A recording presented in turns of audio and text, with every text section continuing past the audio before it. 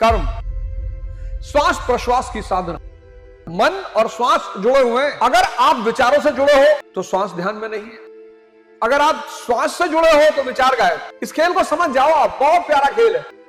और एक दिन आएगा जब विचार शून्यता की स्थिति हो जाएगी और वो विचार शून्यता आपको खुद से जोड़ देगी। आपका मन दृष्टा हो जाएगा, सारा काम परमात्मा करने लगा। इसीलिए मुसलमान कहते हैं इंशाअल्लाह, इसीलिए हिंदू कहता है हुई है वही जो राम रच राखा, जा पर कृपा राम कर होई, ता पर कृपा करे सब कोई। कहां है राम? ये अंदर, ये चेतना आपकी, यही राम है, तुम्हारे अंदर ही है। तुम बाहर ढूंढ रहे हो। तुमने मन को मालिक डिक्लेयर कर दिया है और इस मन की 4 खूबियां हैं। पहली खूबी है ये अंधा है, सिगरेट पिला रहा है, नशा करवा रहा है, पॉर्न दिखवा रहा है, 6-6 घंटे स्क्रॉलिंग करवा रहा है। दूसरी इसकी आदत, दूसरा फीचर इसका क्या है कि ये बेहोश है, इसको बेहोशी पसंद है, कहता पड़े रहो।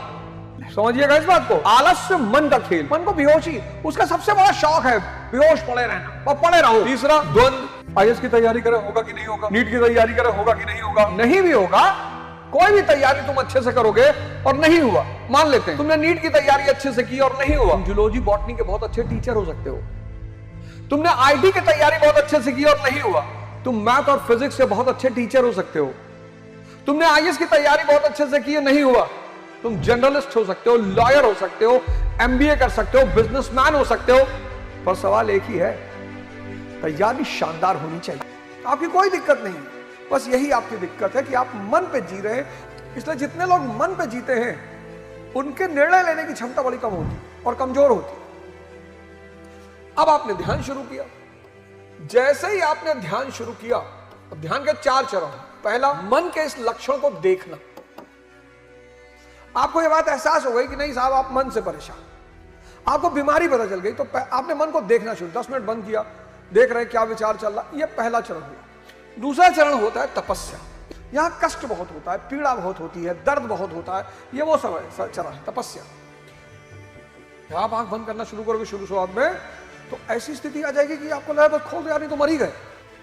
आपकी उम्र 30 साल है, 30 साल जिसने आपके ऊपर राज किया है आपको छोड़ेगा इतनी जल्दी? कभी नहीं छोड़ेगा। 40 साल जिसने आपके ऊपर राज किया है, 50 साल जिसने आपके ऊपर राज किया है, तो आपको छोड़ेगा? कभी नहीं छोड़ेगा। इसमें करना क्या है? जहां भी मन सिगरेट पीने कर रहा है, कोई बात नहीं, आंख बंद कर लिया और सांस को, मन यानी बाली। अब बाली के सामने जब आप अकेले पड़ोगे आपकी आधी शक्ति छीन लेगा वो। यही सबके साथ हो रहा है। आप बहुत कुछ छोड़ना चाहते हो, खत्म करना चाहते हो, नहीं हो रहा है, क्योंकि आप अकेले उसके सामने पड़ते हो, पटक के मार देता है तुरंत। तो आप हनुमान जी को पकड़ो, हनुमान जी ही राम से मिलाएंगे, राम जी से। तो आप जैसे ही सांस पकड़ोगे, हनुमान जी को पकड़ोगे, तो अब उसमें टाइम लगेगा, थोड़ा 5 से 10 मिनट लगेगा सांस को गहराई में पकड़ने। तो जैसे सांस में पकड़ में आएगी वैसे आप अपनी चेतना से राम से जुड़ जाओगे, बाली गायब हो जाएगा। इसी प्रक्रिया को बढ़ाते जाना है। पढ़ने का मन नहीं कर रहा, कोई बात नहीं, आंख बंद कर लिया, सांस देखने लगे, ये तपस्या है। आज तक दुनिया में कोई भी विवेक को बाहर से ला ही नहीं पाया कि यार समर कैंप लगा है, अपने बच्चे को फलाने वाले इंस्टीट्यूट में डाल दो, विवेक पैदा करवा देंगे। नहीं करा पाएंगे, नहीं करा पाएंगे सर, ये चेतना का गुण है। तेजस्वी यादव, रोहन गवास्कर, अर्जुन तेंदुलकर, अनंत अंबानी, इन 4 लोगों को किसी चीज की कोई कमी नहीं। लेकिन आज दुनिया में जिसका सिक्का चल रहा है उसका नाम है वैभव सूर्यवंशी। सबसे कम उम्र का खिलाड़ी है नेशनल टीम में। बस यही भगवान अपने आप को साबित करता है, दे दिया प्रूफ। देखने वाले देख रहे हैं कि वाह रे परमात्मा, वाह। परमात्मा ऐसे नहीं दिखेगा कि कहीं धनुष बाण लिए खड़ा है तुम जाके देख लिए, कहीं चक्र लिए खड़ा है तुम जाके देख लिए। परमात्मा को देखने के लिए एक विशेष आंख चाहिए।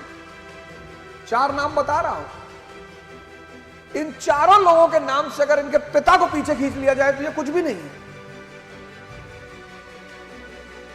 सारी सुविधा, सब कुछ, लेकिन वैभव सूर्यवंशी, ये सब सैटेलाइट है, किसी की चमक से चमक रहे, वैभव सूर्यवंशी सूरज है, उसकी अपनी चमक।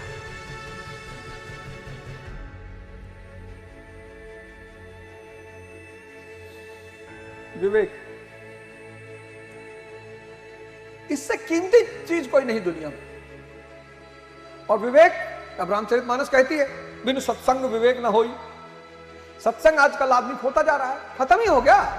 अब तो लोग पार्टी करते हैं, चिल करते हैं। आओ, दो पार्टियां, दो परिवार मिल रहे हैं, बच्चे बैठे, माँ बाप बैठे, मौसी का पूरा परिवार बैठा और सब बियर पी रहे हैं।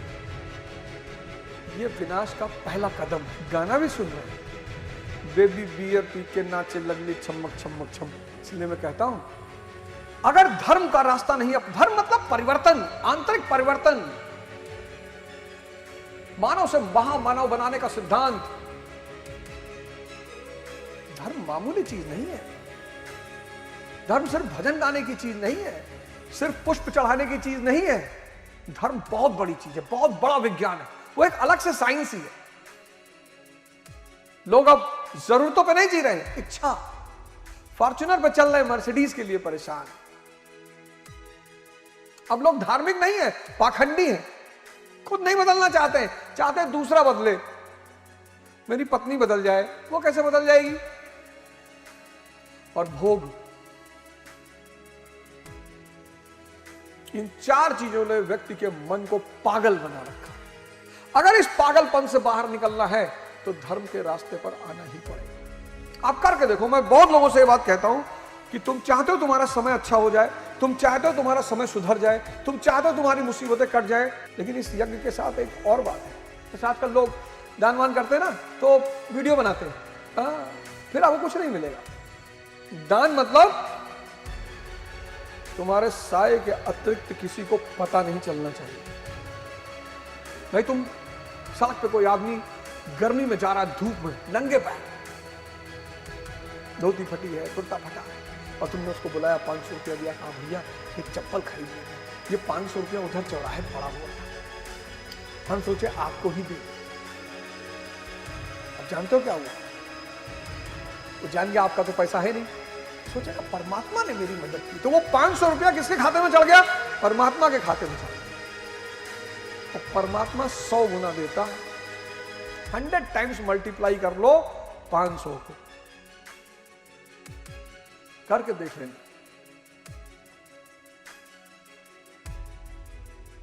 पर भाव से करना। कुछ काम सुनने के बाद तुम ट्रायल के लिए करते हो कि 500 रुपया दे रहा हूं, देखो 5 करोड़ आ रहा है, नहीं आएगा। परमात्मा सौदागर नहीं है, नहीं आएगा। वो भाव प्रधान है। जो काम भाव से करोगे वो कर देगा।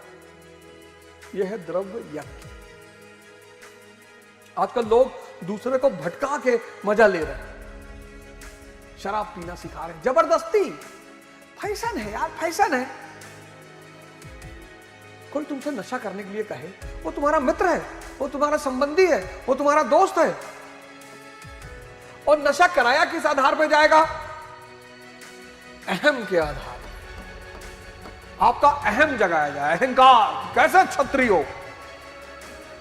और दलित को कराना तो और आसान है कि ब्राह्मण धर्म कहता है सत्वरजतम, शराब नहीं पीना चाहिए। अरे दलित ने कहा ब्राह्मण कहता है हम पिएंगे, उसको दूसरी तरफ उसका अहम जगाया जाए।